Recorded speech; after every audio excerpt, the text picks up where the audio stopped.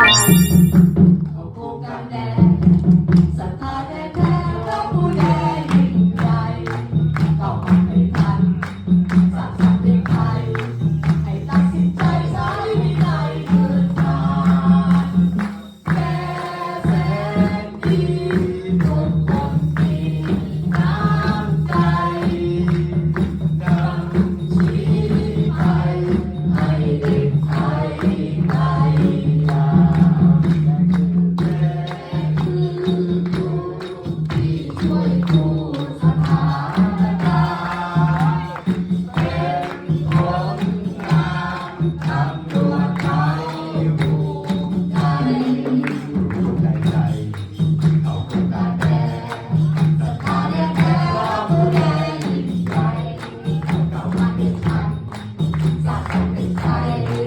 ให้ตัดสินใจใช้วินัยยืนการแก่แสนดีทุกคนมีน้ำใจนำชี้ไปให้เด็กไทยไกลยาวแก่คือ